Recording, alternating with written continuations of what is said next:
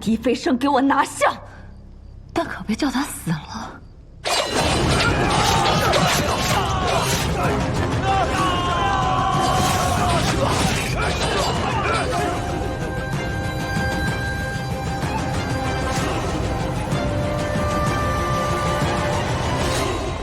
尊长，金渊盟所有盟众已肃清，角力桥所控闲日年也全在我们掌握中，唯顽固者皆身死负罪，只有雪宫闻声而逃。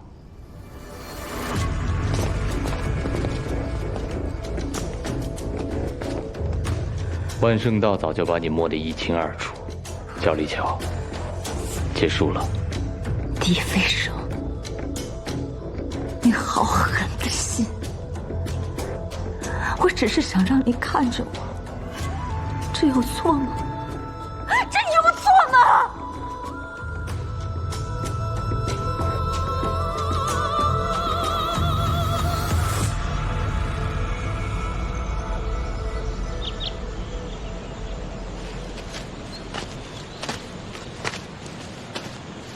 云居阁，应该就是这里了。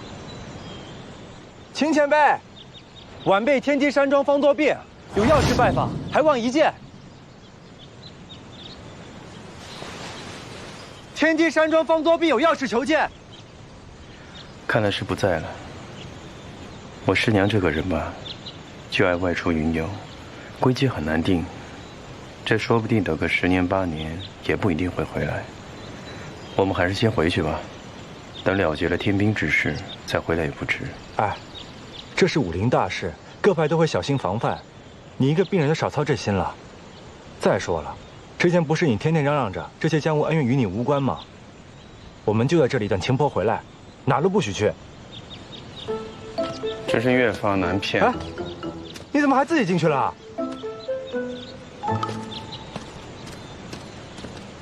李莲花，你慢点儿。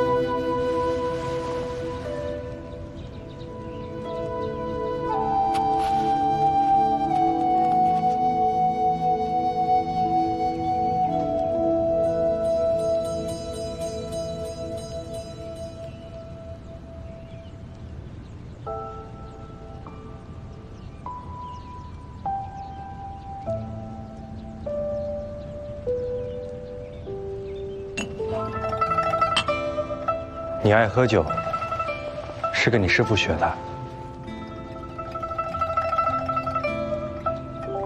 师父在世，我从来都不知道喝酒有什么好，只知道习武。师父就总絮叨，说人生一世，烂漫之处何其多。说我这个人，一直只知道求胜之心，无聊之极。直到我死过一回，我才明白，师父，你说的话都是对的。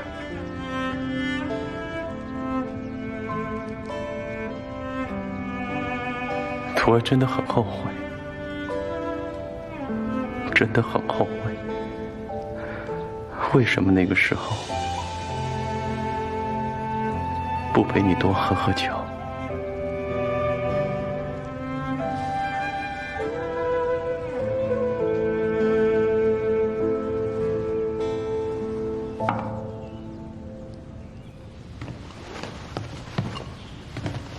这一定是你和我爹的房间了。我猜，这张床一定是我爹的吧？你怎么知道？李相夷是武学奇才的事儿，全天下人都知道。天才是不需要硬背招式的。我爹跟你一起习武，这压力一定很大吧？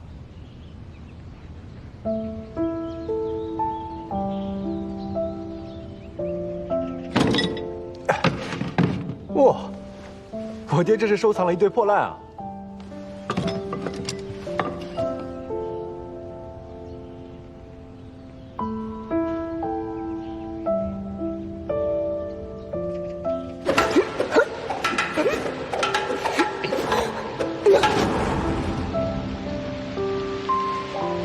师兄，你又输了。不够，再来！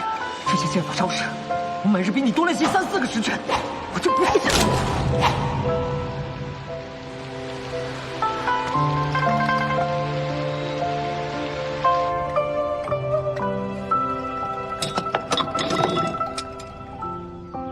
倒都是一些新奇的玩意儿。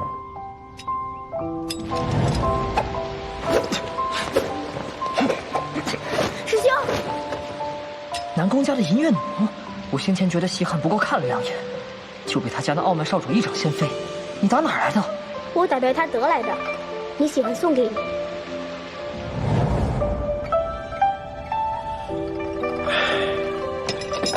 哎，这碧玉刀是谁家做的？手法倒是挺奇特的。赠师兄，你做的？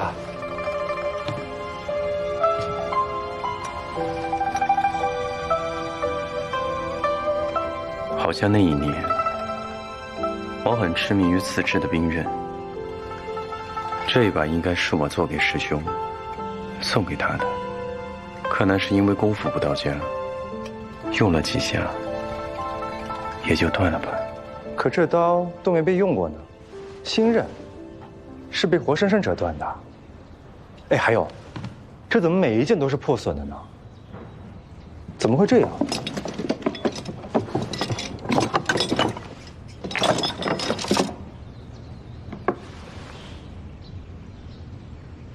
这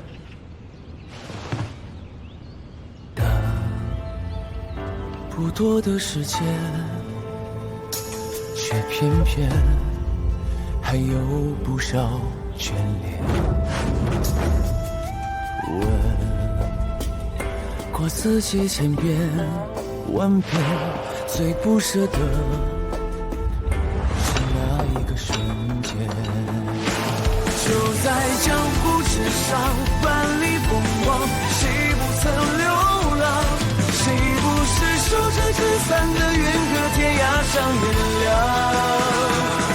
就在江湖之上，少年轻狂，千杯不醉如球场。人间一趟，如梦一场，江湖相望。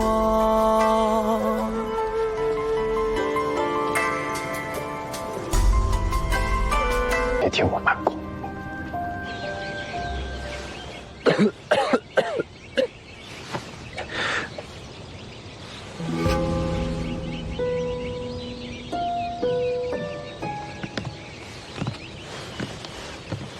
怎么样了？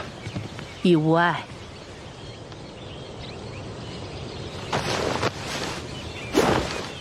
哎，不可动武，毒刚解。真好了，毒也解了，什么事都没了。师祖伯伯厉害吧？如今我的内力只是恢复了2、3成罢了。是啊，所以才要好好将养嘛。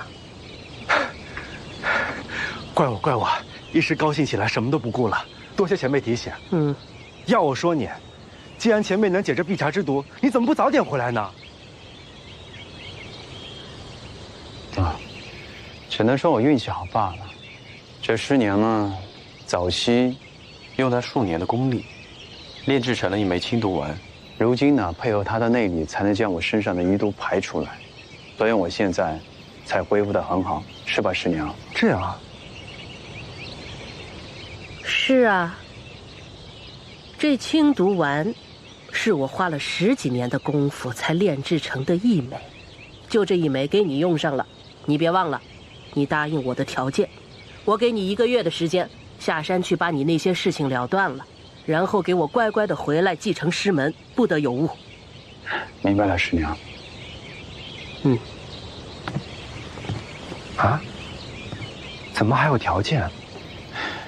知道我为什么不回来了吗？你也看到了，我师娘这个脾气啊，这一回来就让我继承师门，就得待在这个云隐山。虽然我捡回了性命，但是失去了自在啊。不管怎么说，身体永远放在第一位。青山人在，未来总有可盼。再说了，人家秦伯也没告诉你，必须让你在云隐山一辈子。说起师门，方豆碧，你以后就是云隐山之后了。不如今日就叩拜你的师祖婆婆，再向你师父我磕头敬茶。以后这云隐山就由你来守了。哎，拜师不过儿时戏言，怎么能当真呢？你这个臭小子想赖账啊！我怎么记得灵山初见时，你说过你是我的徒弟呢？笑话，我都多大岁数还给你磕头？你做梦吧你！哼，休想赖账啊！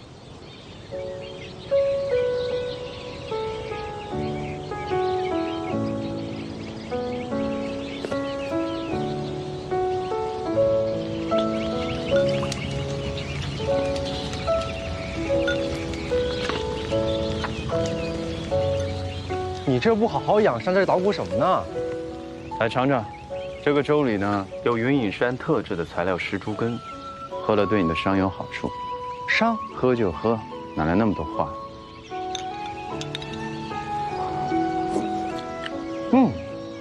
今天味道还是不错哈。我哪次做的差了？哎，你真不打算回到过去的身份了？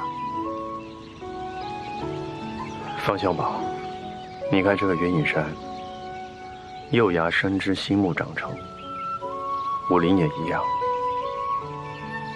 这未来如何，谁又能说得清楚呢？这个江湖熙来攘往，总会有新的传奇。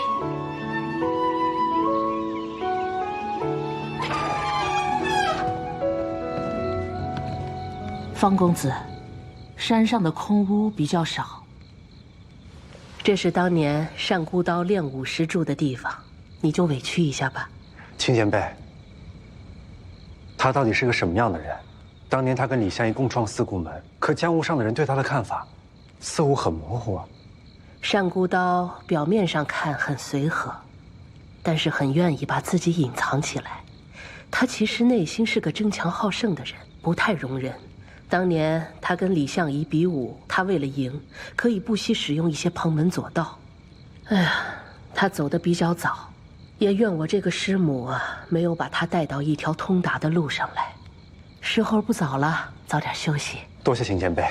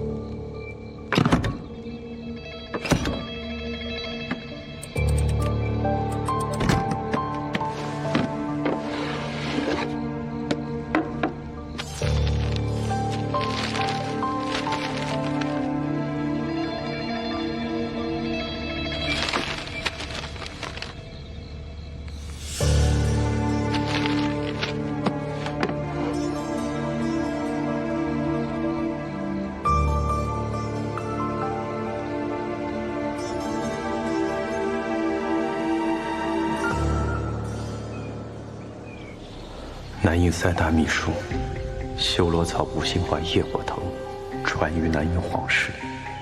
南印覆灭前夕，龙轩公主嫁与方济太子，即为宣妃。宣妃暗起南印复兴大计，携罗摩帝徐徐谋土制。宗亲王谋乱杀西成帝，方济王后称帝。宣妃殉葬方济王。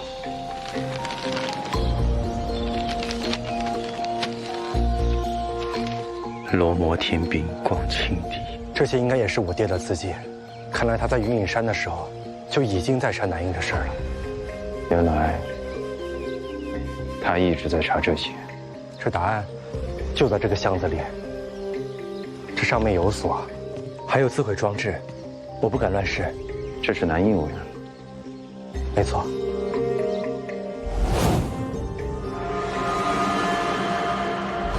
这纹路与宣妃随葬物品上的一样，应该是她身为南印公主的标志。那么既是私有物，试试它的生辰。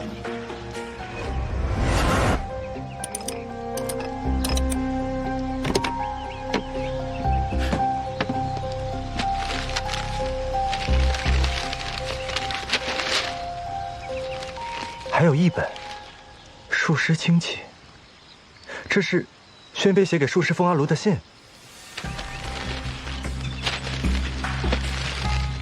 司务娘说过，这南印术师就是保管和控制业火童的人。宣自含恨忍辱驾驭方姬太子，本已扎根中原，只恨误信奸人。宗亲王与方姬太子相争，故宣与方姬王一并身陷囹圄，几无生机。为尽力护我儿逃出升天，望术士念及南印皇室血脉严禁，赶往城郊竹林接应吾儿，再联络金玉皇权4人，完成宣未尽之心愿，复我南印社稷。原来这个宣妃一直想要复兴南印，还打下了那么强大的基业。可这个术士风阿卢当年没有接应到宣妃的儿子，这复兴南印的财富和罗摩天兵都被金玉皇权4人瓜分了。也许当时出了什么意外，但现在宣妃的后人地址被南印人找到了，不然这些信也不会出现在这里。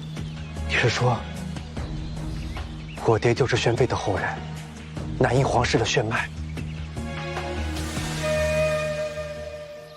宣妃一直想要复兴南印，还打下那么强大的基业。可这个术士风阿卢当年没有接应到宣妃的儿子，这复兴南印的财富和罗摩天兵都被金玉皇权4人瓜分了。也许当时出了什么意外，但现在宣妃的后人地址被南印人找到了，不然这些信也不会出现在这里。你是说，我爹就是宣妃的后人，南印皇室的血脉？这盒子里还有其他的信，你打开看一看。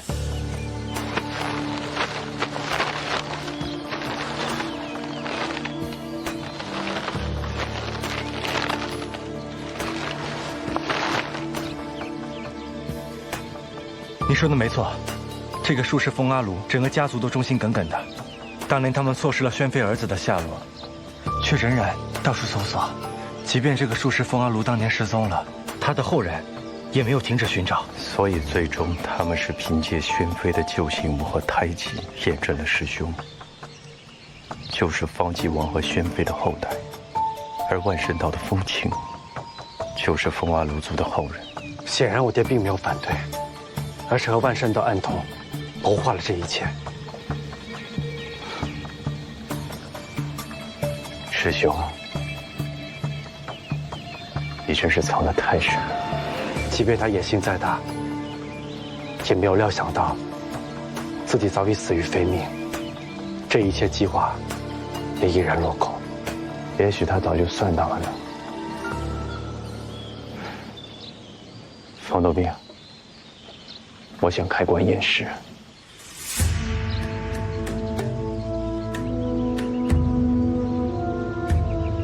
这怎么回事啊？怎么变成骸骨了？难道是药棺给失效了？当初寻到尸骨时，也验过仪容，师兄身上也穿着这个护甲，右手的小指也断了半截。当初混乱之时，也未曾分辨过。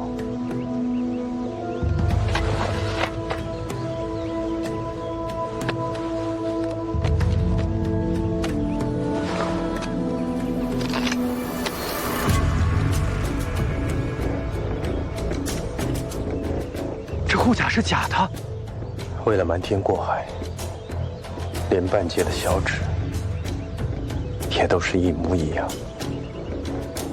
可师兄当年破阵之时，确实被剑簇震断了半截指骨，可这小指却是频频斩断的。难道这不是我爹的尸骸？这是另外一个人，只是当年被错骨剥皮，活生生改造成了师兄的模样。这个术法极其残忍，因为他身上有无心怀，就是为了减轻他的痛苦。所以山谷他根本就没有死，他得知自己的身份之后，一心想要光复南印，称霸天下，想要与朝廷合作，再与司顾门反制，却万万没有想到，你坚决反对朝廷牵扯，而他追寻南印后裔之事，又被刘如卿发现，走投无路，干脆以假死脱身。他甚至还料到了你定要为他报仇，所以早早与角力桥勾结，利用他对狄飞升的执念，也就是一杯必茶，一匹雷火，让江湖这两大帮派迅速倾覆，而他却躲在暗处，做出渔翁之利，让这万圣道迅速壮大。他从来都没有放弃过自己的阴谋。司顾门做不了他的刀，他就回来再做一把。师兄，我倒是从未看清过你。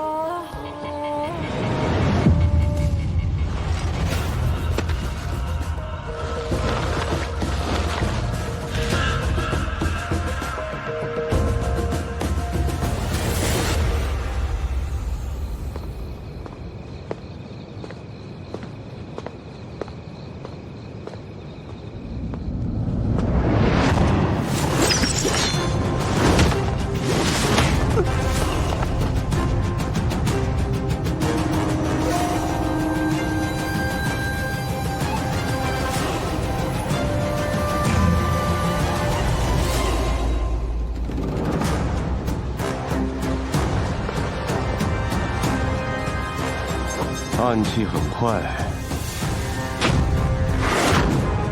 可惜我有护甲防身。山虎道，你果然没死。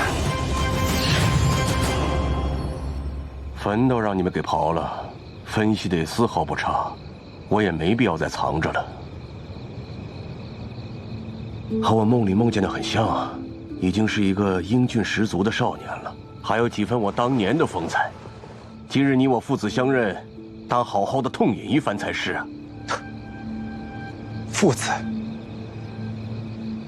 你对不起我亲生母亲的时候，又是见我体弱多病将我抛弃的时候，谎称是我舅舅的时候，你何曾念过父子亲情呢？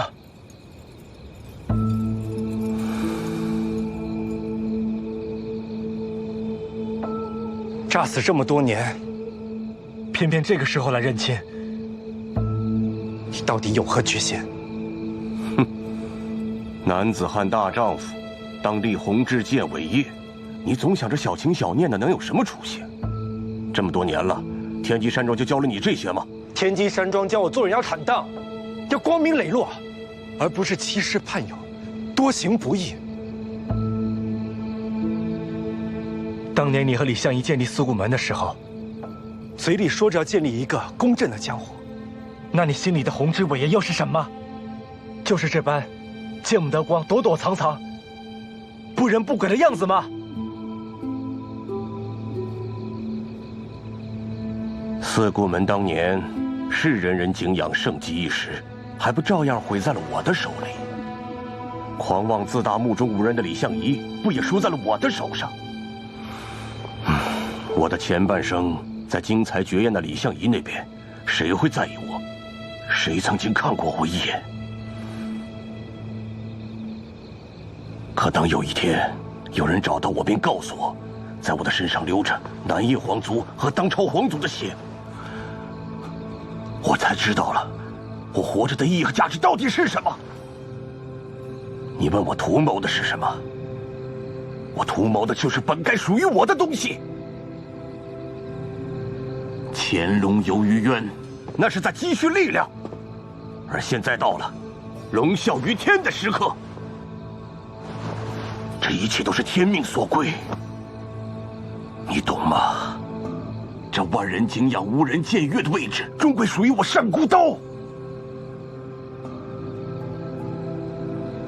收手吧，什么天命，不过是你自己的野心罢了。你疯狂的执念，只为给这个安稳的江湖平添杀孽。你怎么跟小时候一样笨呢？怎么说都领悟不了。一报还一报，本该就由我来讨回才是。你要记住一点，在世上你是我唯一的亲人，你身上流着我的血，我们两个是血脉相承的关系。你想想，将来我成就大业、坐拥天下的时候，所有的一切都要留给你呀。你不想吗？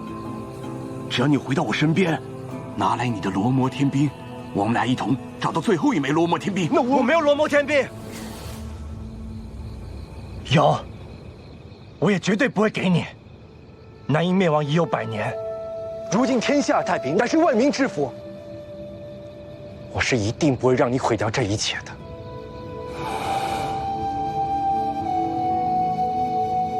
凭你，你应该庆幸你身上流着我的血，我才不忍心杀了你。跟我回去吧。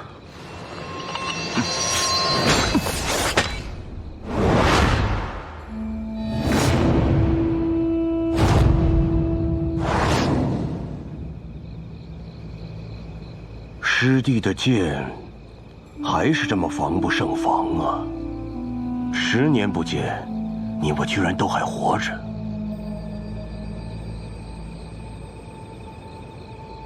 是不是应该找个地方，好好的庆贺一番？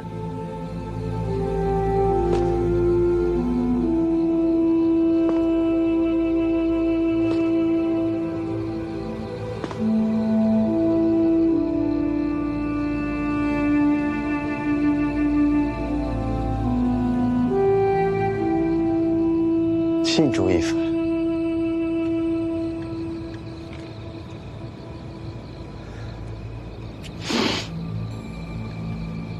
10年不见了，我真的足足找了你10年。我找了你10年，我找了你10年。10年。万万没想到，我的师弟居然找了我10年，也不枉我儿时对你的好。李相夷被人骗，被一个你不放在眼里的人骗了10年，是不是很伤心呢？送你的文景剑，用着还趁手吧。这云铁的原主人，也是你杀的吗？我不杀了他，怎么可以拿剑送给你呢？这一切，不都因为你吗？不能为我所用，只能去毁了他。看你鬼门关走了一走，一副丧家败犬的样子，我怎么看着这么高兴啊？可笑，不过是蚂蚁在大象腿上咬了一口而已，这也值得炫耀吗？你闭嘴！你是我儿子，怎么帮他说话？他有什么好的？都来吹捧他。他再厉害，也输在了我的手上。被我玩弄于股掌之间10年，他都不知道。李相夷就是个笑话。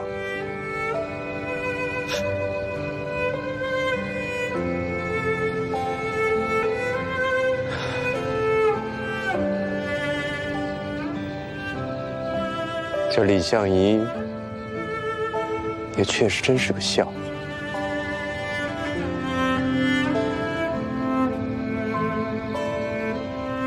你若想真输赢的话，李相夷早就已经输给了你。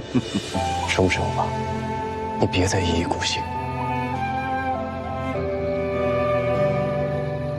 别再给我装出一副大义凛然、英雄气概的样子。开弓就没有回头箭，我赢你一个李相夷有什么意思？我要的是全天下人都拜伏在我的脚下。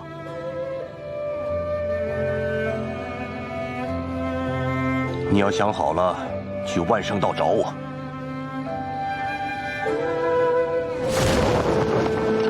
不用这样。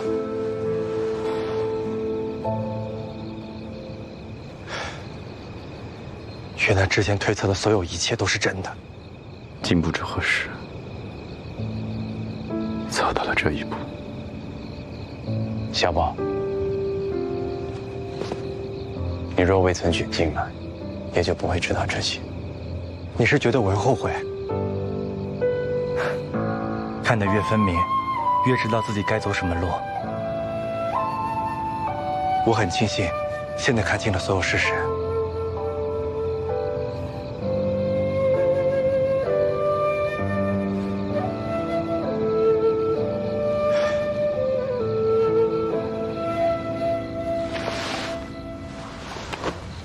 这是刚刚收到的消息，四象星尊的妻子两仪仙子被关在第9牢。昨日狄飞升已带人突破，这个狄飞升和单古道联手，必是冲着最后一枚罗摩天兵去的。没想到这个狄飞升，还以为被你救下，幡然醒悟，回头是岸了呢。竟然盯上这罗摩鼎。他本不应该对罗摩鼎产生兴趣，或许是我猜错了他的想法。无论如何，他们手上已经有罗摩鼎和3枚天兵了，他们一定会想方设法拿到我们手上这枚的。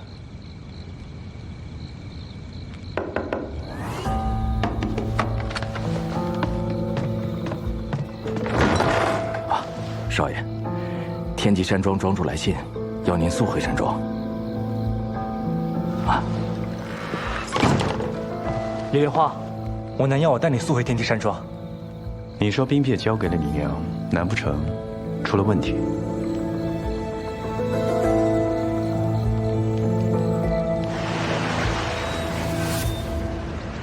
你没找到四象天尊手上的罗摩天兵啊？当年四象青尊重伤，早死于牢中，罗摩天兵因留在其妻两仪仙子的手中，破牢后才得知，青尊死后，两仪仙子也绝世而亡。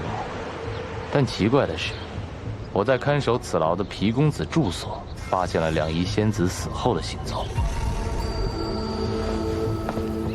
两仪仙子还活着，那你觉得他拿着罗摩天兵会藏身于何处啊？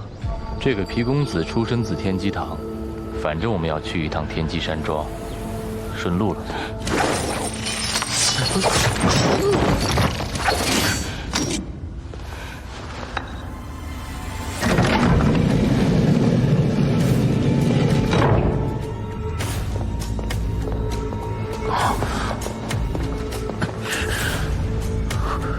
圣女，你来得太慢了。圣女，你这是？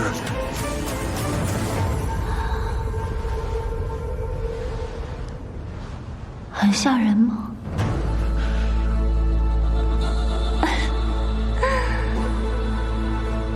即便我脸上再多几道疤，他也不在乎。全天下各个男人都愿意为了我去死，可偏偏他耗费我10年光阴，也浇不热他的心。他不在乎我的爱，也不在乎我的恨，可他偏偏这副决绝的样子，我也喜欢。我们的人都备齐了吗？多亏圣女这些年暗中培养了自己的势力，鱼龙牛马帮严阵以待，恭候圣女。狄飞升，昨日爱恨我有记于心，游戏我们该换个玩法了。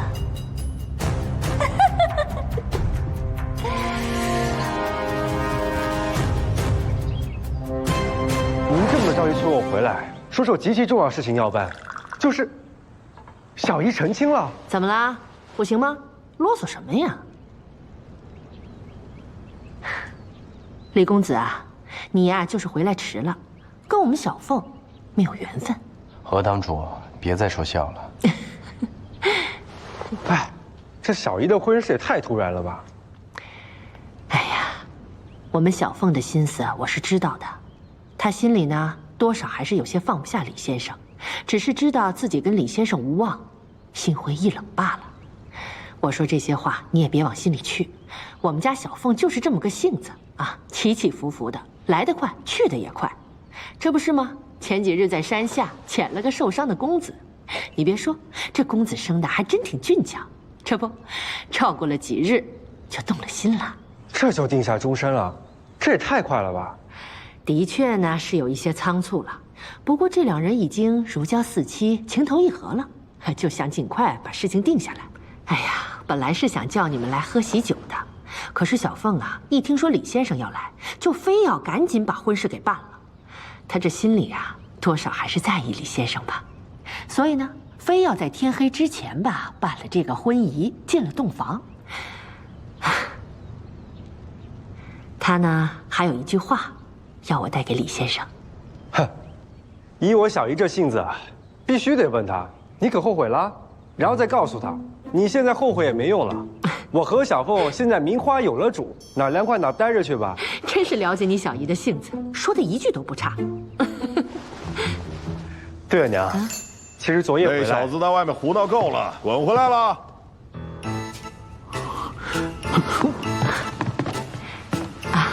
老爷，我给您介绍一下，这位呀，就是小宝的好朋友李莲花。见过方大人。看看你这吊儿郎当、站没站相的模样，混迹江湖，你混出了个什么名堂？今天我，你这干什么？你放开！你放开！见笑了。方大人，从前我从来没有好好叫过你一声爹。但其实，在我心里，你就是最了不起的亲爹。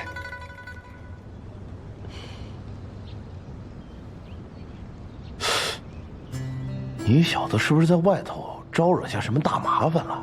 一回来就在这卖乖。我告诉你，别跟老子面前动这种歪脑筋啊！还有，你跟公主的婚事别想躲。你小姨的事儿办完了，接下来就要定你的事儿了。皇恩浩荡，你躲不掉。看看，老方又开始摆架子训我了。我不乐意娶公主说了多少回了呀？有谁家的儿子这么和他爹说话的？冥顽不灵，顽劣不堪。夫人，你还不管管你儿子？好了，有客人在呢，少说孩子两句。啊，对了，工部的人呢也来贺喜了，我已经请到西宴厅去了，你赶紧过去招呼招呼啊！让你娘好好教训教训你。哼！哦，对了，小宝，李先生，有一件要紧事。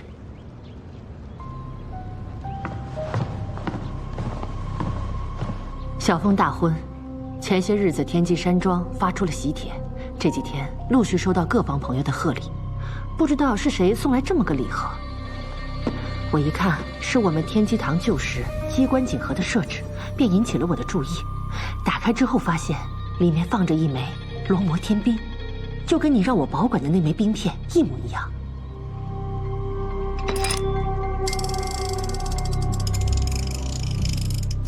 怎么是空的？啊？怎么可能？刚刚还在啊！何堂主，你之前看到冰片尚在，是在何时？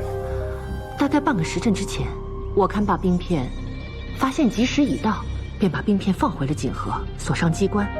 之后我送新郎新娘晚礼入洞房，就这么一眨眼的功夫就不见了。看来拿冰片的人目标很明确，是有备而来。这通往天梯山庄只有一条路，我们上山的时候也并未发现谁下山。这偷天兵的人应该还在山庄里头，或许又混在宾客当中。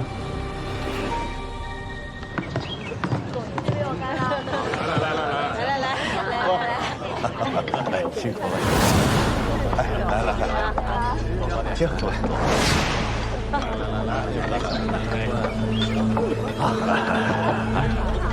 来，这么多宾客，就这么干盯着，也很难发现谁有问题啊。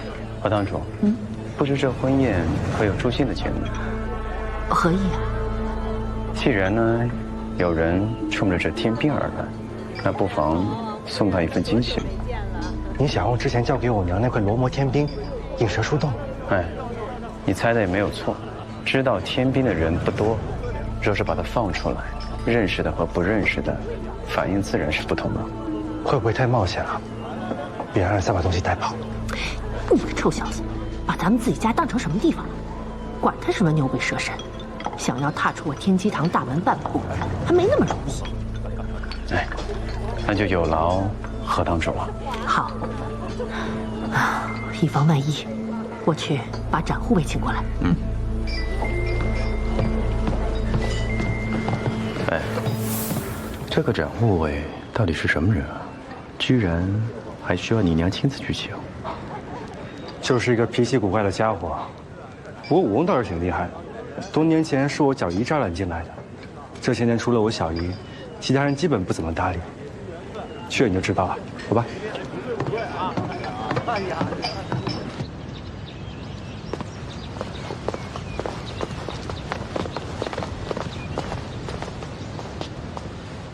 展护卫，别在天上待着了，赶紧下来，我娘找你有事儿。这架子有点大呀。啊，习惯就好。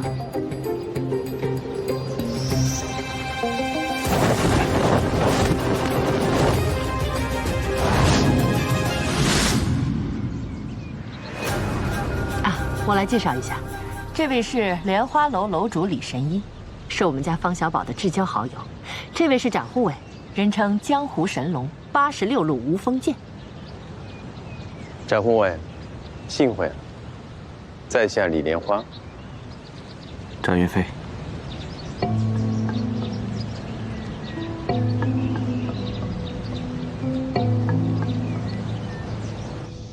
大致情况就是这样。我们会拿出一件宝物引出贼人，为确保不出岔子，还是要请展护卫费心布置，把守山庄。好。哦，展护卫，我倒是有些好奇啊，你呢，武功那么高强，为何会留在天机山庄做护卫啊？嗨，这都怪我那妹妹胡闹，与展护卫比剑打赌。结果展护卫意外输了，就遵守承诺留在了山庄。打赌啊？哦，这展护卫无锋剑名震江湖，又怎么会输给这个二堂主呢？当时有伤在身，的确是输了，还承蒙二堂主相救。告辞。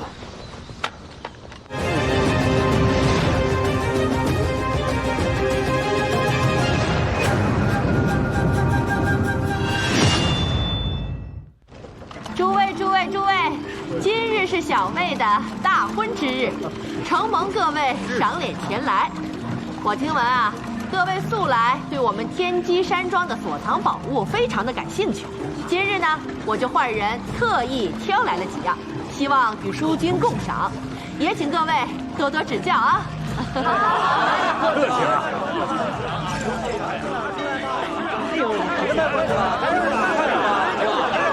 好，来看看这第一件。好东西，哎，真是好东西，可以，真可以。此乃琼海的夜明珠，相传这枚夜明珠啊，是天上仙子的眼泪所化，夜间百步之内晶莹夺目。那这还真是个好东西啊！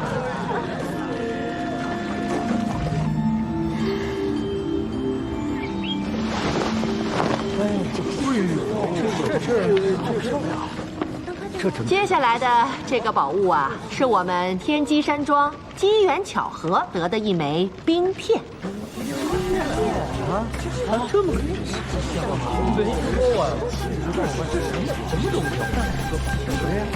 你听过吗？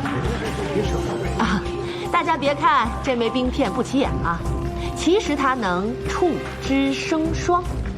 这上面还刻有已经覆灭多年的南印国的文字，我也不知道这到底是个什么东西啊。总之是个罕见的物件。真没劲。王家宝，这么厉害啊！那个最冷静的人是谁呀？这用的就是这样的。如意钱庄的老板，名叫邢自如，这些年和我们天地山庄有一些生意的来往。哦，对了，上次推荐我娘去小远城买房的人就是他。怎么？有问题？你想啊，小远城的事有他，这回罗摩天兵丢失又有他，怕是没那么巧合吧？有什么用啊？谁也不知道。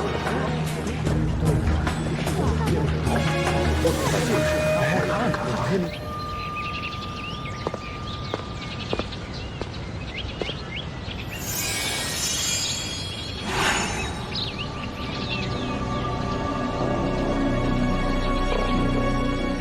邢老板，您怎么一个人在这儿？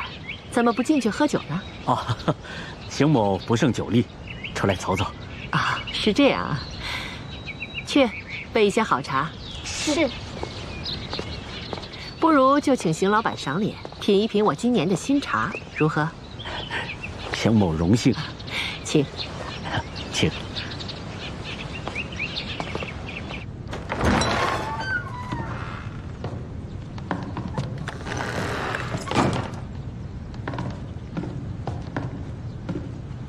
放心吧，我娘产人的本事无人可及。范道长，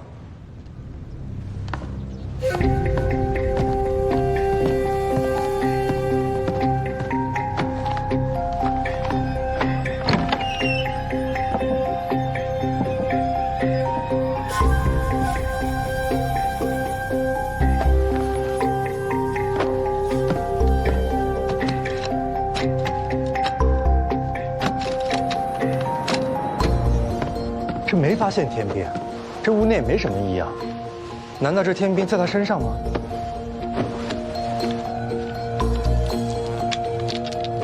如此花哨的玉佩，邢自如虽长得糙，却没有想到的是，也是个爱美之人。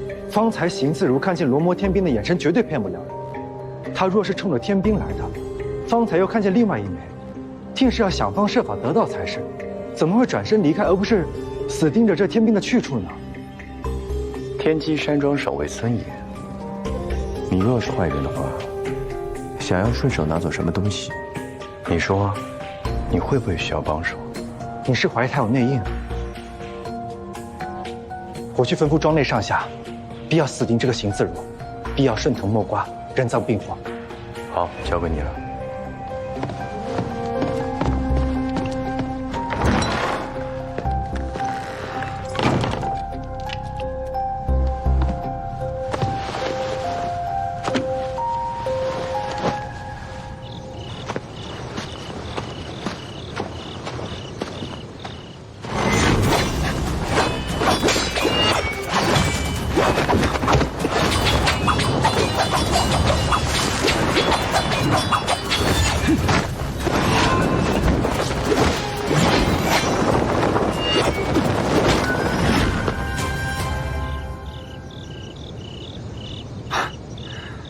这么多年过去了，我还是破不了你的婆娑布。展兄，别来无恙。你现在这样，很好。你也不错嘛。若是把这个头发扎起来，那就更好了。与故人一诺，说到做到。不过看你这个样子啊，要是有了心爱的姑娘，她怎么能看上你啊？你不是在盯着罗摩天兵吗？对，我已经把它收藏好，叫人把守了，不会有问题。谢了啊。当年那个一人一剑，浪迹四海的你，如今却愿意守在这样的一片天地，当真是大读书了。哎，新郎又是何人？一个玉面小生，名唤魏清愁。前不久在山下受伤，被二堂主救回来的。这看来也是个江湖中人啊。不过就是一个武功极差的江湖中人，除了好看别无用处，配不上二堂主。那你为何？二堂主喜欢最重要。行，要不要喝上几杯？不了。没想到还能再见到你，很开心。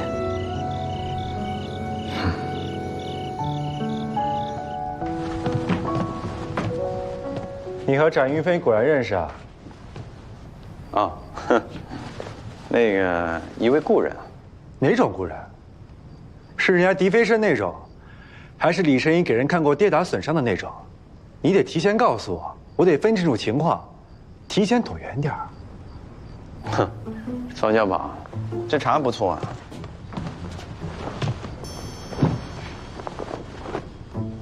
想听故事吗？哟，倒杯茶呀。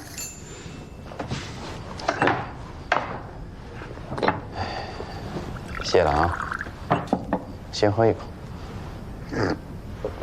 这个故事是这么回事啊，当年展云飞与别人一起联手，大破连海帮，捉了这个帮主蒋大肥。想要将蒋大肥绑回延州时呢，却临时少了一条绳索。于是呢，有人看中了展云飞的一样东西，想借来一用。什么东西啊？头巾。原来这展云飞还用过头巾，他不是从来不梳头吗？这哥们儿不仅爱梳头，还分外的讲究呢。不过这个人吧，就是有点死脑筋啊，就不愿意相送啊。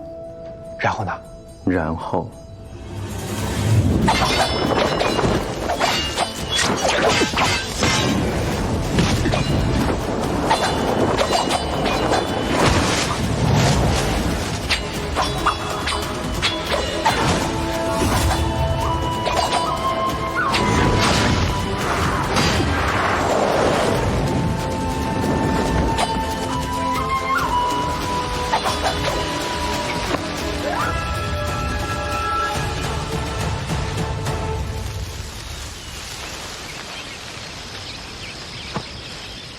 这刚才怎么说来着？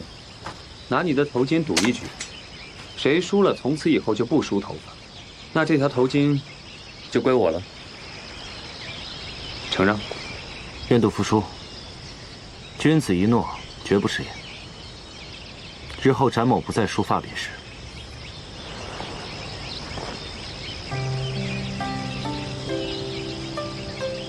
那拿这条头巾绑了他更合适。原来这展云飞从来不梳头，是因为和你打赌的缘故。这李相夷当年也太无聊了，亏你还有意思说。不是和你一样吗？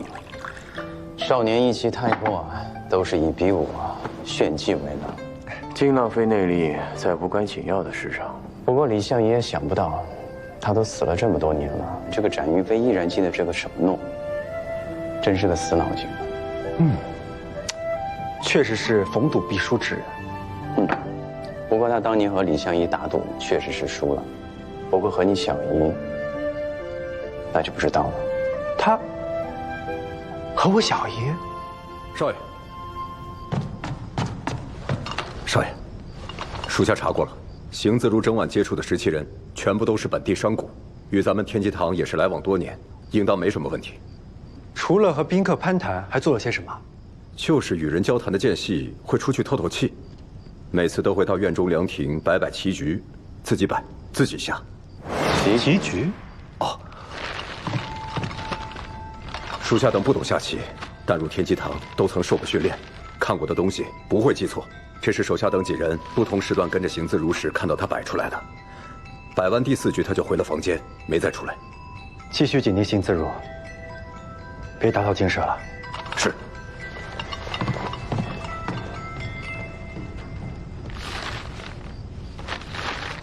这些不都是《忘忧清月集》里的棋谱吗？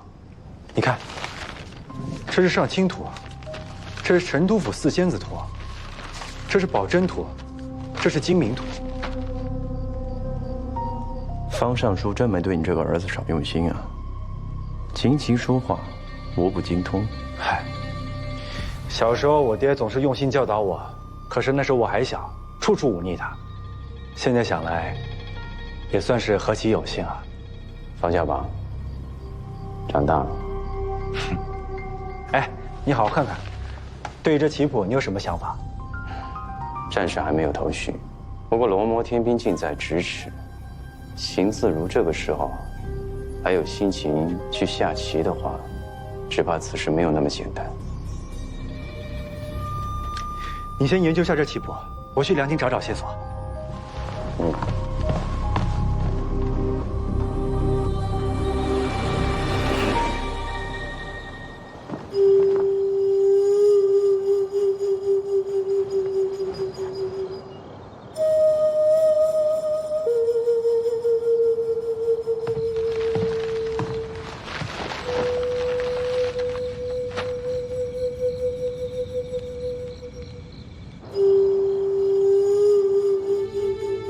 我这一赌，岂非误了人间姻缘？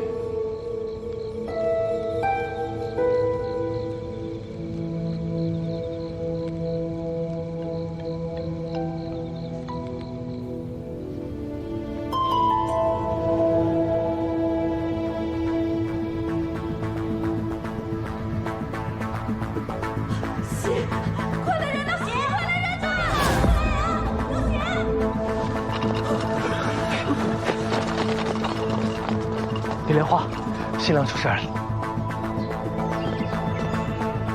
爹，娘，新郎出什么事了？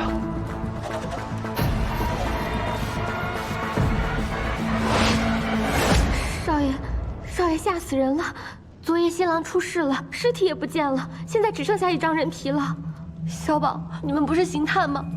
这次可一定要帮我找到凶手，替我那枉死的夫君讨回公道。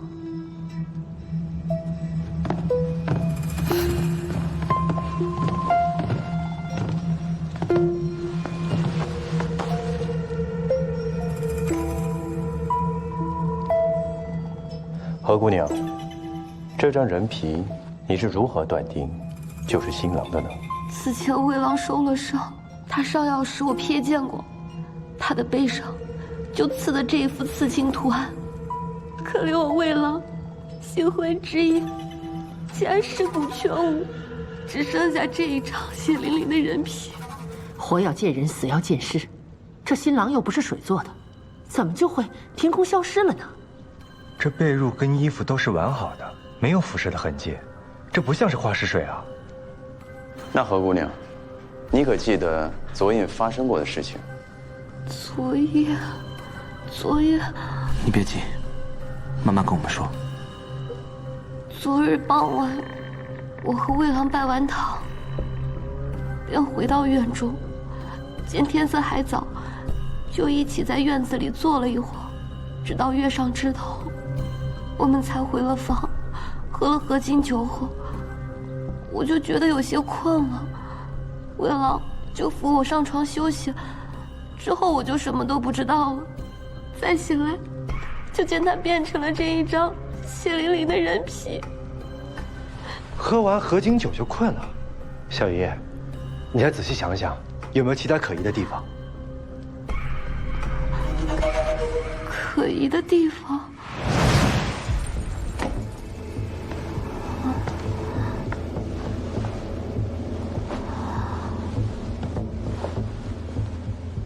宜行得极乐，圣仙尚欲经。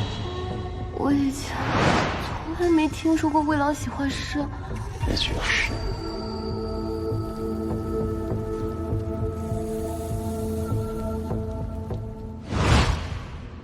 诗句，人皮。这人皮上的图案，也不像是寻常刺青，难道有什么含义？这新郎似乎有一些古怪。古怪？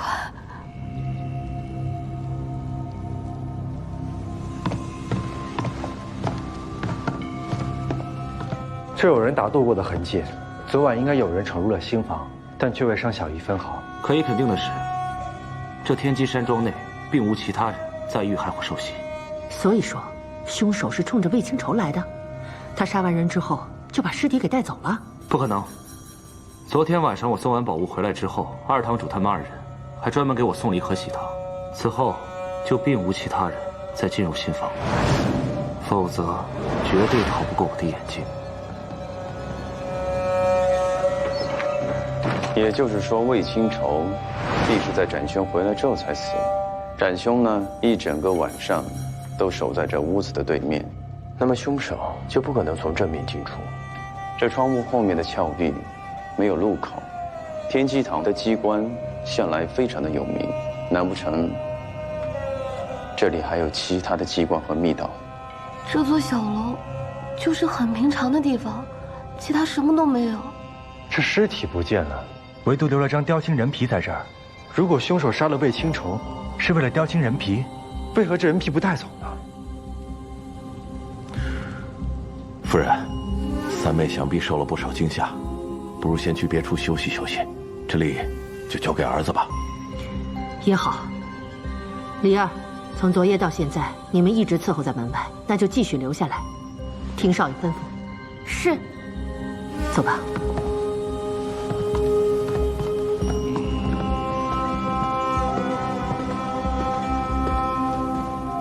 你在想什么呢？既然整晚都没有人出去，那么凶手和尸体或许根本就没有离开。走吧。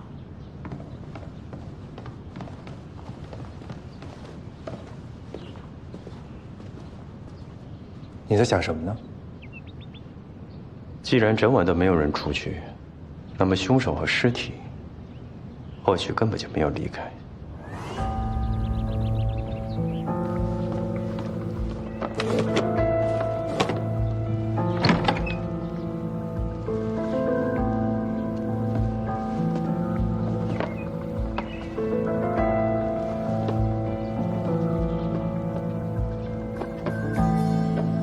灵儿，灵儿，这里为什么会配这么大的红烛啊？哦，这些都是二堂主特意吩咐的。二堂主凡事都喜华贵，他喜欢热热闹闹的，也希望新房里3天3夜都燃亮烛光，所以特意定制了这些硕大的红烛。柜子里还有呢，你来看。哎，没有了，都烧完了。这成亲不过1夜，怎么会烧得这么快？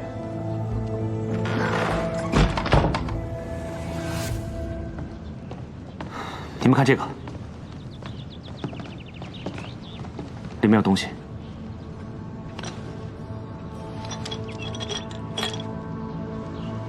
这是什么？这是红玉床的碎片。我娘前几年得到几块上好的红玉原石，便给我们做了床，冬暖夏凉，甚是好用。红玉床。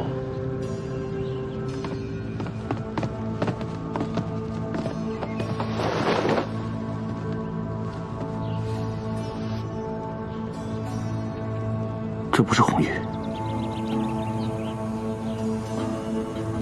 是蜡。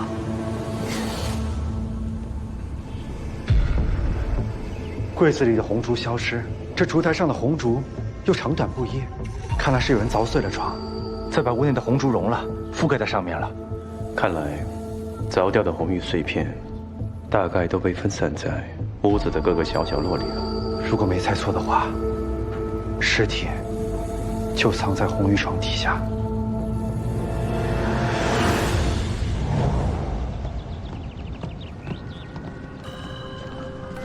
怎么是具女尸啊？从这发髻和打扮来看，应当是天机山庄的侍女啊。这好像是娥月。娥月？我怎么不认识啊？娥月是最近才来的，少爷一直没回家，自然不认识。最近来，他背上，这脖子上有道勒痕，颈骨也断了，是致密伤。这么细的勒痕，也就表示这东西既要坚韧，又能够置人于死地。可是在这屋里乃至天机山庄都没有这种东西啊。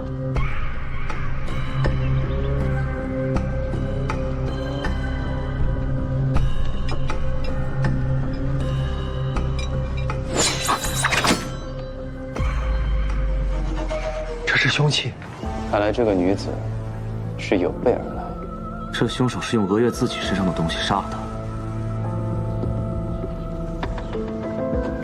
只怕是他想治人，却反治于人。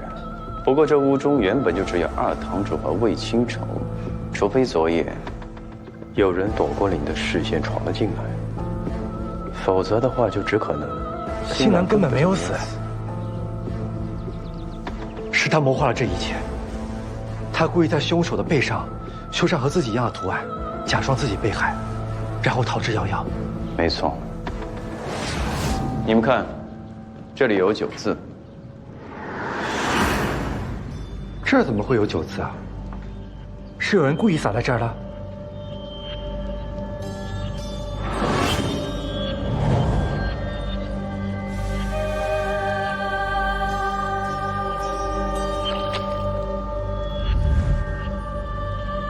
也就表示魏清愁早就知道这酒有问题，但他却一直没说。很可能酒中的药是被娥月自己所下。娥月呢，带着暗器前进这个新房，想对魏清愁下手，却没有想到的是，竟然被魏清愁所反杀。可是我一直守在外面，这娥月是怎么进来的？若是我没有猜错的话，新婚之夜礼数繁多，来往的人自然也多，说不定这个娥月来布置新房之时，就从未离开过。娥月先埋伏在了屋里，在酒里下了药，才伺机袭击魏清愁。可魏清愁回到房间之后，发现了端倪，于是将计就计，假意喝了酒准备就寝，才伺机反杀娥月。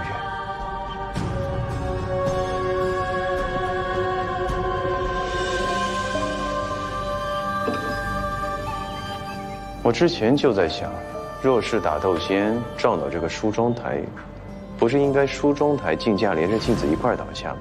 为何前两者都能稳稳当当的，唯独这个镜子却掉了下来？你是说，这镜子是魏清愁拿来杀娥月的工具？魏清愁将何姑娘扶到床上后，假装去拿镜子来整理自己。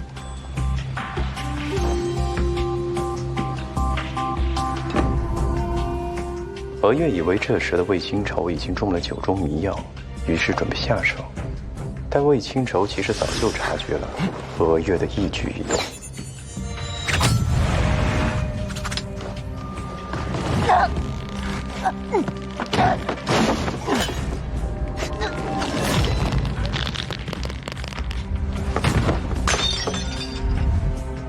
所以这个镜子，便是魏清愁杀娥月的佐证。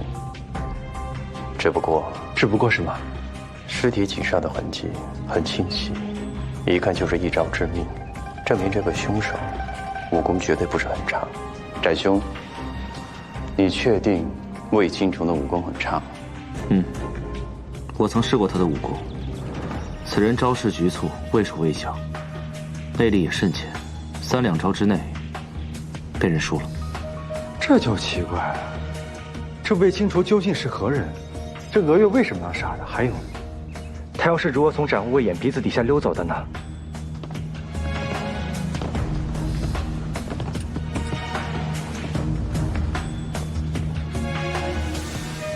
娥月这个头钗，好像跟你们的不太一样。这头钗上银片刻画的形状，好像在哪里见过。这图案和邢自如玉佩上图案是一样的，难道娥月就是邢自如的内应？他们用这个图案来辨认身份吗？糟了，娥月也是冲着罗摩天兵来的，去看看邢自如的情况。走。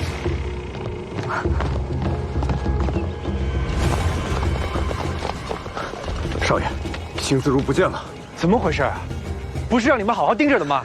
是属下等失职，原本一直派人盯着邢自如，但新房这边突然发生了意外，山庄下不少人都被吸引了过来，邢自如趁机混入人群中，不见了踪影。那罗摩天兵可有异样？密库那边有长护卫盯着，安然无恙。但邢自如失踪前不久，确实在密库前徘徊过一阵，后来不见了。山庄的入口还封锁着，此人肯定逃不出山庄。你们赶紧带着人四处搜查。是。走。既然娥月是连接魏清愁和邢自如两头的人，去看看他有什么其他的线索。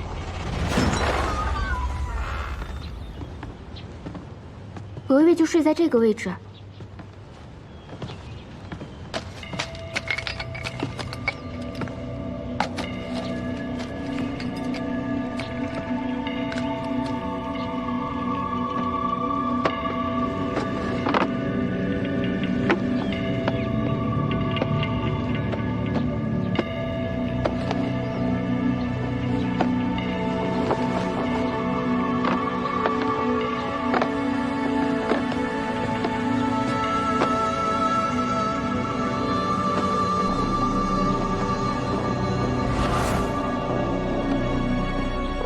是300。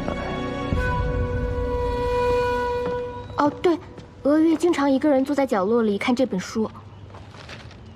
来杀人的时候还有闲情看书，倒是跟邢自如下棋一样有雅兴啊。哎，你看看，这是诗300中的哪一篇？你是玩我呢吗？这哪是什么诗300啊？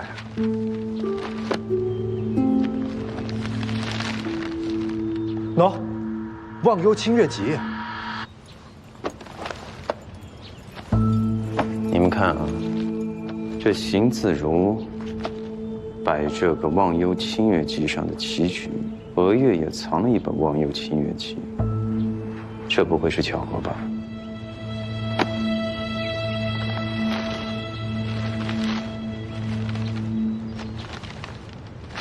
成都府寺仙子图，果然如此。什么意思啊？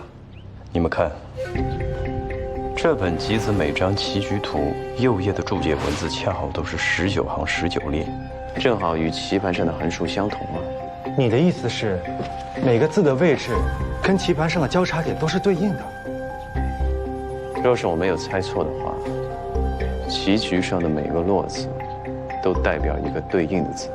这邢自如摆出的成都府4仙子图，的确比正常的棋谱多了2处落字。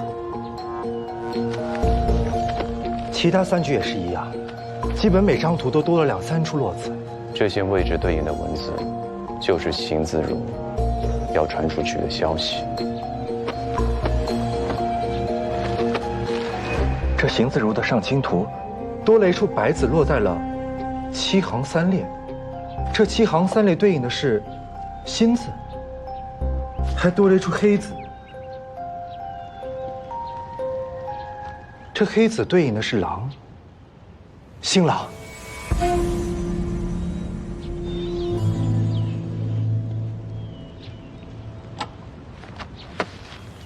新郎、天兵、密库右一、令某。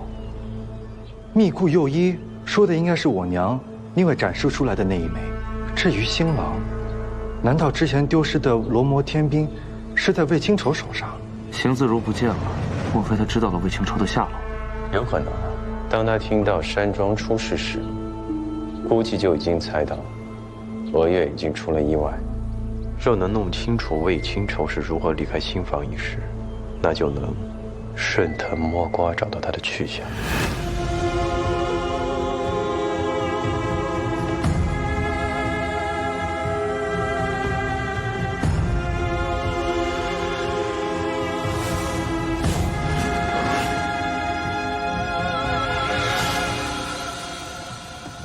哎呀，一直以来都是你们几个伺候在外面，那么今日是谁发现屋里出事呢？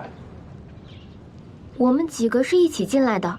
今天早上按照规矩，我们8个做喜娘的丫鬟要端着喜盆来给新郎新娘梳洗，可是在门口敲了门好久也没有人来应答，怕误了时辰，一商量就直接推门进来了。结果就看到满地的狼藉，床上血淋淋的一片。那然后呢？然后我一开始就吓懵了，我看大家都跑出去，我便也跟着出去了。我也是。那是谁第一个跑出去的？又是谁呼救的呀？不是我，也不是我。我当时都吓傻了，光顾着往外跑，哪里还有时间叫人啊？好像是你在我前面，是你喊的吧？我没喊，我也没有喊。这就奇了，怎么大家都不是最先跑出去的？而且大家都说没喊，可是我明明听到了呀。的确，我也是听到了这屋内有女人的呼救声，才赶过来的。既然你们都不是第一个跑出去的，也都没有喊，那就说明了有第9个人是在呼救啊。第9个人，这哪来第9个人啊？你的意思是说，这个魏清愁假扮成侍女，混在当中逃跑了？正是。既然娥月可以趁着人多的时候混进来，那么魏清愁为何不会以同样的方式混出去呢？这也就解释了娥月身上的外衣为何不见了。此事若是个女子，倒是极有可能。可这魏清愁是个男的，就算这样子装的带相，这声音也破不了啊。说不定这个新郎就是个女子呀。啊！李莲花，能别胡闹了吗？方小宝，你忘了，苏小庸扮成男子的时候，你不是也没有认出来吗？我那是没看清楚。再说了，这天机山庄这么多人呢，难道谁都男女不分吗？更何况我小姨跟这个魏青愁朝夕相处这么久呢，怎么可能没有发现啊？这个问题我也刚刚想通了。哎，展兄，你说魏青愁的武功招式局促、畏手畏脚的，那与他过招的时候，有没有发现他一直护着自己的神阙穴，不敢舒展拳脚呢？你怎么会知道？那便就是了。你们可听说过江湖上有一种奇特的武功，名曰雕龙画凤？雕龙画凤，传闻这是一种让人暂时转变性别的神功，但其实此功只会让修习者的声音和外表发生变化，故一般人不易察觉。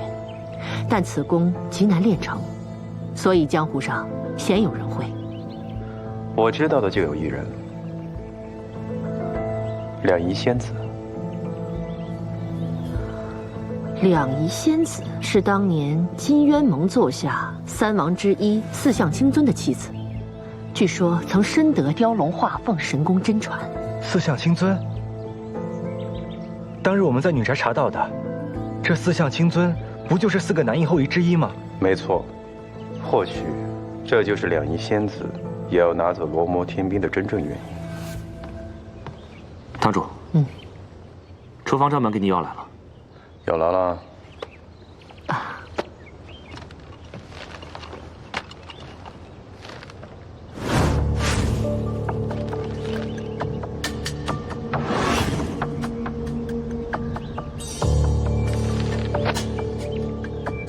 自魏青愁来了之后，这每日菜谱当中可都有黄鳝啊。厨子说是魏青愁亲自嘱咐他的，说是体虚，需要每天来补血。只怕补血是假，用黄鳝来维持雕龙画凤才是真吧？雕龙画凤和这有什么关系啊？黄鳝呢，幼时皆为雌性，产过卵之后啊，便会转为雄性，所以食用黄鳝能够维持雕龙画凤的稳定。那神阙穴，莫非是突破此功的罩门？没错。所以这个魏青愁啊，不对，应该是两仪仙子才对。你在与他过招之时，他的招式局促畏缩；而他在杀娥月之时，他不顾暴露自己的性别，所以将其一招致命。照你这么分析，这两仪仙子在杀死娥月之后，便变回了女儿身。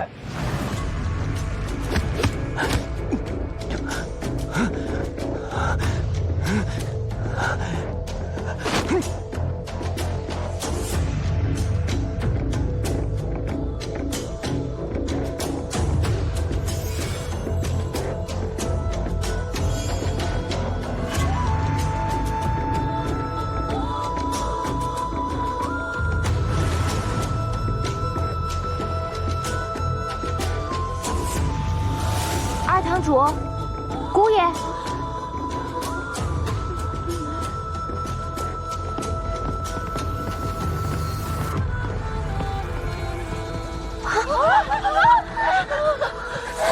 血！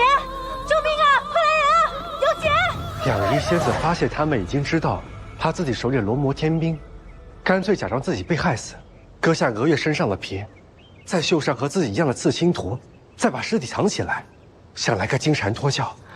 这么说，这魏青愁真是两仪仙子所办，所以他能在展护卫的眼皮子底下蒙混逃脱。哎呦，我那个可怜的傻妹妹！现在天兵呢，一定还在两仪仙子手中，施展雕龙画凤，内力损耗极大。我猜这两仪仙子必是虚弱之极，所以我们必须赶在邢自如之前找到她。阵地损耗，娘，你可曾记得后山的冰火温泉？两仪仙子来这段时间，可曾知道那里？对呀，我怎么就没想到呢？这温泉至阴至阳，定是帮人修复真力的好地方。以你小姨那性子，知道自己如意郎君受了这么重的伤，怎能不带他去啊？恐怕现在那两仪仙子就在那儿。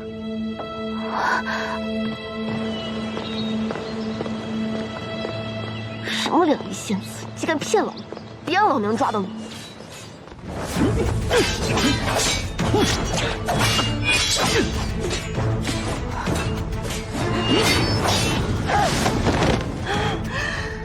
果然是他！交出罗摩天兵，饶你一命。休想！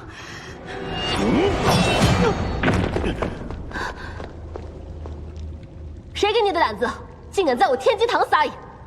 小凤，待会儿再跟你算账。二堂主，莫非你还要护着你这位如意郎君不成？怎么了？他是和我拜过堂的人，就归我管。要杀要剐，也只能我说了算。哼，那就要看你的本事了。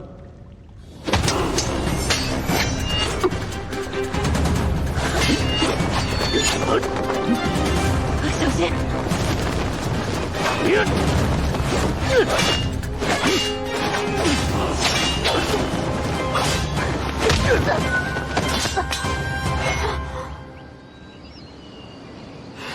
老娘中了迷药，内力还尚未恢复。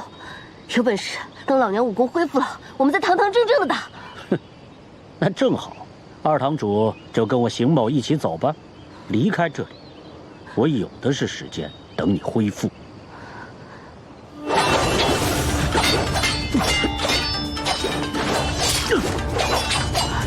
云飞，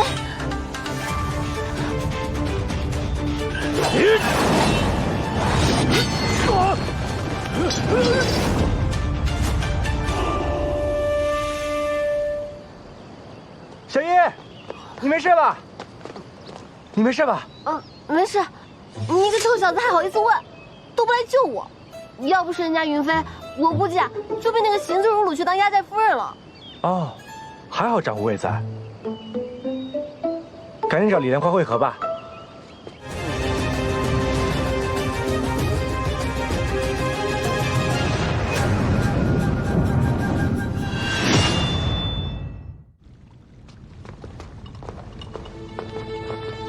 李莲花，他伤势如何？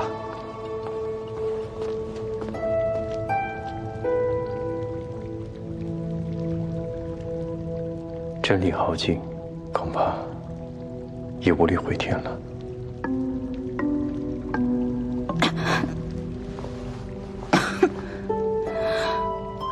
无妨，受人所托之事，我已办妥。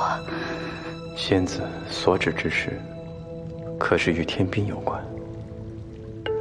所以罗摩天兵果真在你身上。贺堂主，哎，贺堂主，皮公子有恩于我们夫妇，他临终前嘱咐我一定要将罗摩天兵交到你手中。临终？这么说，皮师兄他……皮公子离开天机堂后，曾遭人暗算，双腿残废，得百川院佛比白石相救。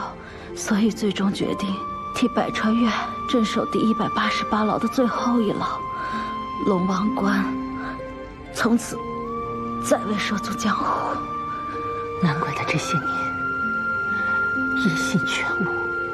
我与夫君思想清纯，虽多年来被困于龙王关中，但夫君生前身患旧伤，曾多次得皮公子相助。不知为何，金元猛得知了龙王关的位置，前来攻打。皮公子为了守住龙王关，最终战死。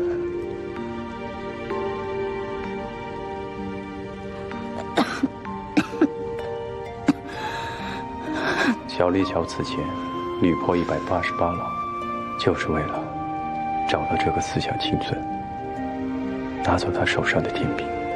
没错，只可惜我夫君10年前便察觉角力桥暗中觊觎罗摩天兵，并早已对金元猛起了疑心，所以临终前将罗摩天兵交到了皮公子手中。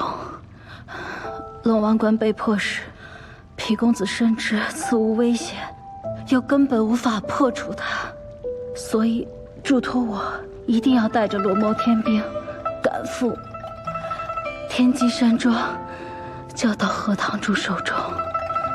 既如此，那你为何要骗我？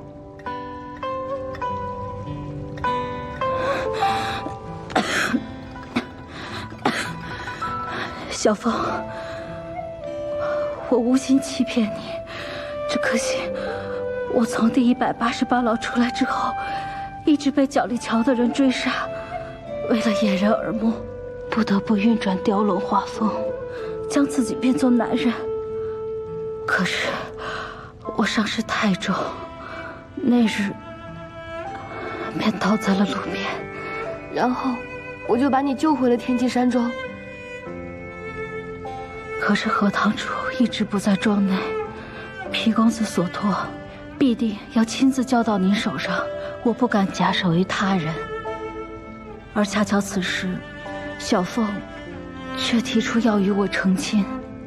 我想，小凤成亲，何堂主一定会回来，所以就答应了下来。小凤，对不起，我利用了你。所以，那日混在鹤里里面的罗摩天兵，是你放进去的。我不想暴露身份，让角力桥的耳目发觉，再生事端，才出此下策。我原本打算婚礼前日，何堂主拿到罗摩天兵便离开，却不成想被我发现。我认得这是金渊谋的一种轻功，这时我便断定，角力桥的人虽没有发现我的身份，但已经追来了天机山庄。果然让我发现，这黑衣人在挨个房间找东西。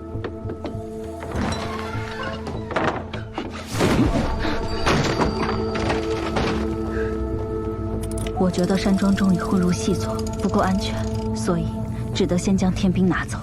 昨夜你们进入新房时，你察觉已经有人潜了进来，在你们酒中做了手脚。你当时发现有人在跟踪你，于是才将那个刺猬给杀了。没错，可是俄月并不是我那日所见的黑衣人。敌在暗，我在明。我想破解此处的危机，便将计就计。此事迫在眉睫，我来不及向诸位解释，所以便将尸体藏了起来，去完成我的计划。愚不可及。你怎知自己能够完成所有计划，然后全身而退呢？我既打算用自己做饵，就没有想过全身而退。那枚天兵，并没有在你的手上，而是藏在了别处。在小凤的香囊里。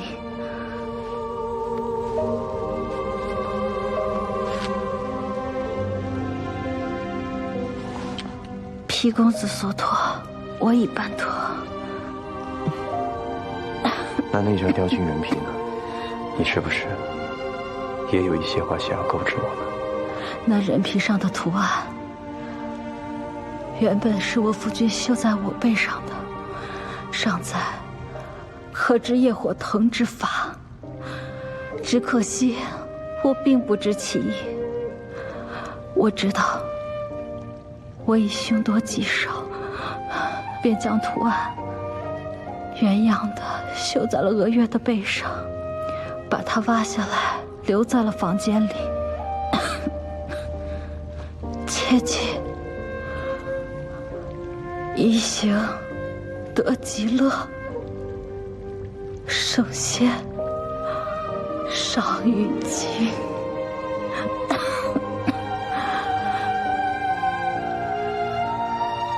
小凤，希望你不要怪罪于我。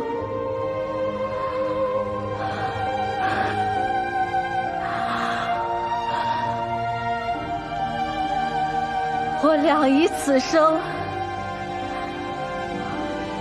不负恩人所托，亦无愧夫君之主。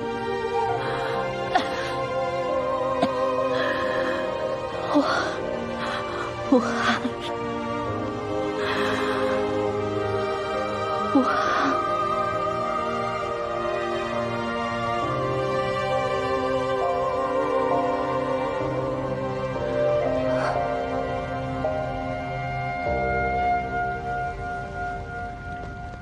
也是一个知情知性之人了。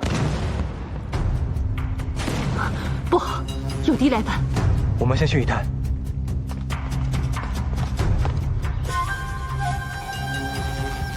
就凭你们，还想挡住我？这么多年了，这天机山庄还是这么不自量力呀！何人在此大放厥词？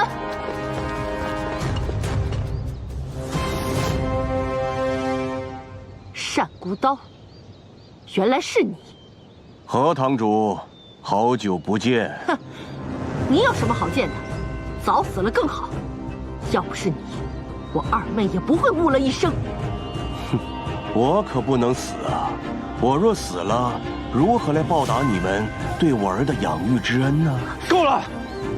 你今日这般，又想干什么？怎么，这么多年过去了，这天机山庄就这样教你同你爹讲话吗？上回还假仁假义游说我与你一道，今日便来此，与我兵戎相见。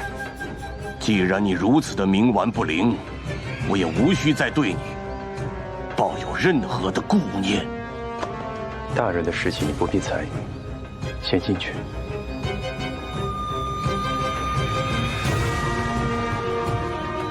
不必了，我自己的事情，我理应自己面对。任何人，只要他敢危害天下、危害武林，我必与之相抗到底。我儿啊，果真是与你待一块待久了，有些像你当年那般自以为是啊。你说是吗，相宜？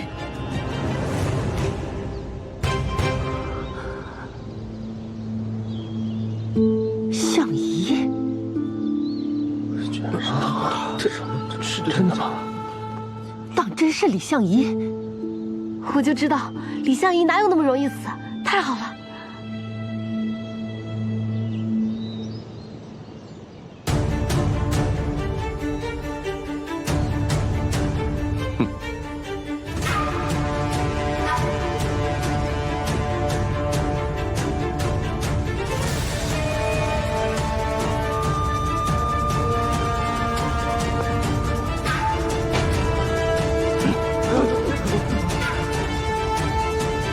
师兄，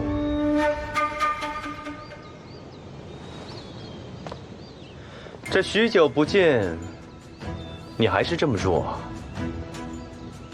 想必今日也是为了天兵来的吧？师弟还是喜欢玩这种小把戏啊！看来你的功夫也没什么长进。不过师弟就是我师弟呀，我想要什么，你倒是一清二楚哦。你放心。天兵是不可能会给你的，那可是由不得你啊！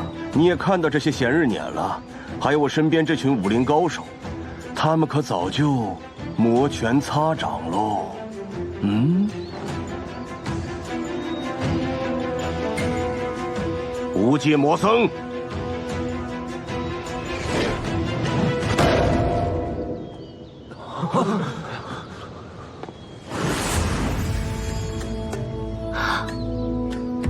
万人册近年武功排名第3的无界魔僧，乖乖的给我交出罗摩天兵，我便可以饶你们不死。师兄，你可还将我放在眼里？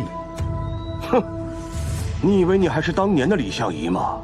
就这么一点毫末功夫，不值得一提，是吗？那你何须这么多的帮手？今日你都需要靠他们拿走天兵。唉，单孤刀啊，单孤刀，你依旧是一个弱流之辈啊！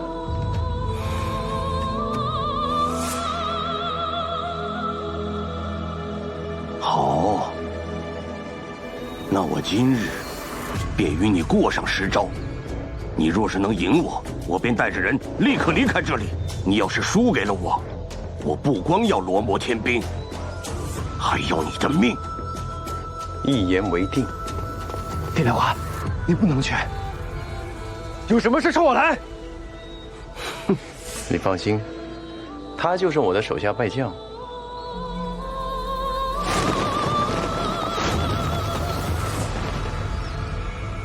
不能有事啊。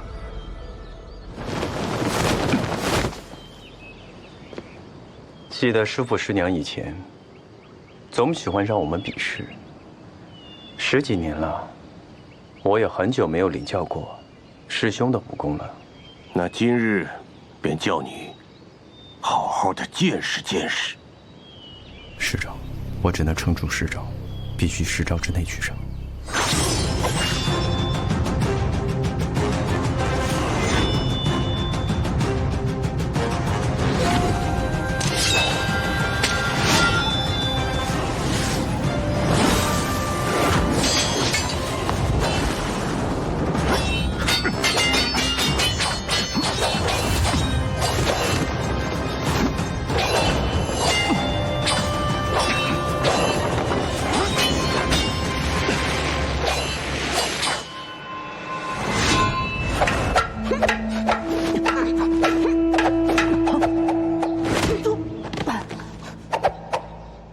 师兄，我又赢了。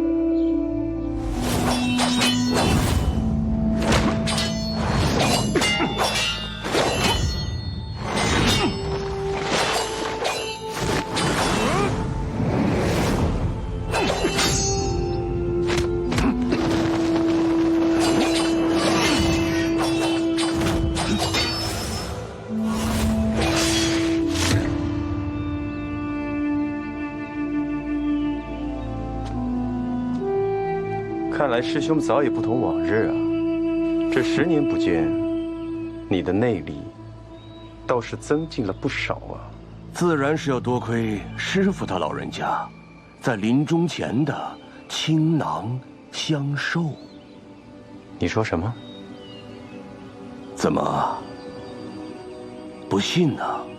刚才那招枯木成林，只有师父毕生的独门内功才使得出来。是不是很意外呀？你对师父做了什么？不过是将你李相夷被金渊盟围困在东海，生死一线的事告诉他罢了。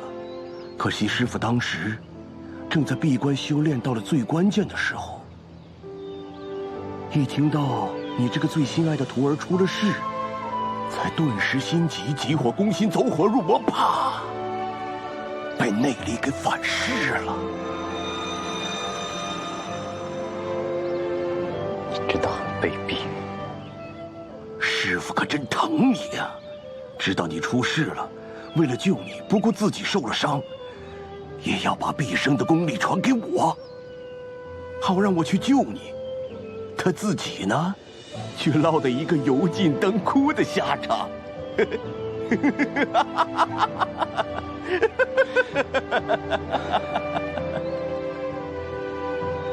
师父他是为了救我，才中了你的诡计。为什么我们的命是师父救的？师父师娘带我们稳住如山，为什么你连师父都不愿意放过呢？就是因为你，因为你当年的心高气傲和目中无人。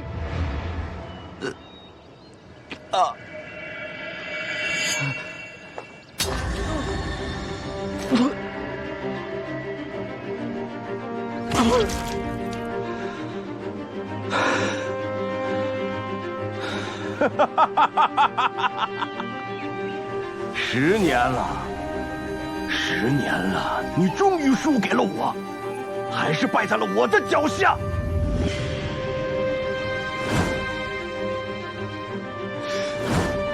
师父，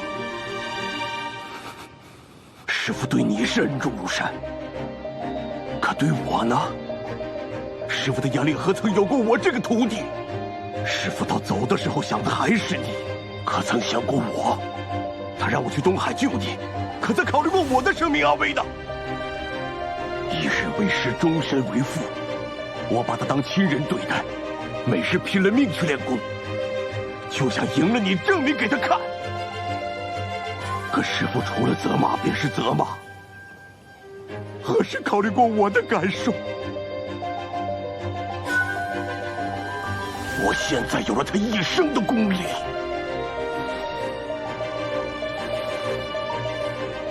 那属应得的。昔日灭族之徒，我定要为师父报仇。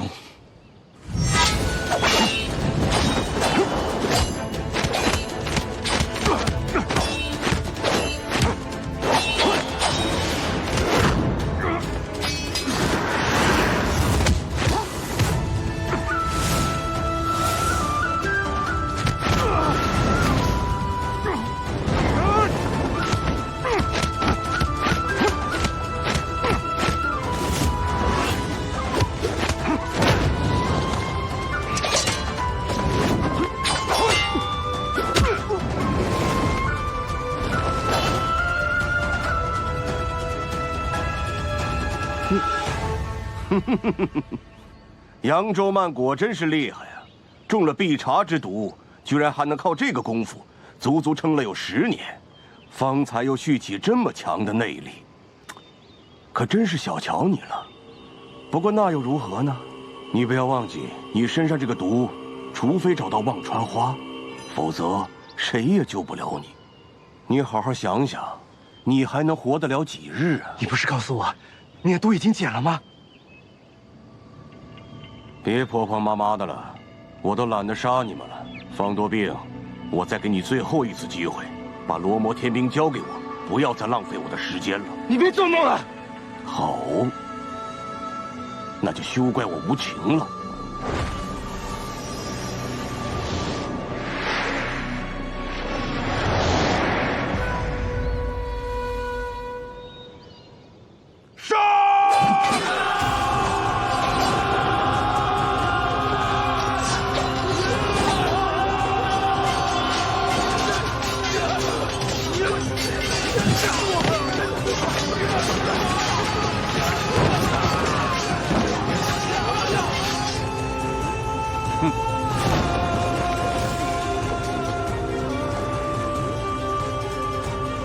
他功力打算多加小心。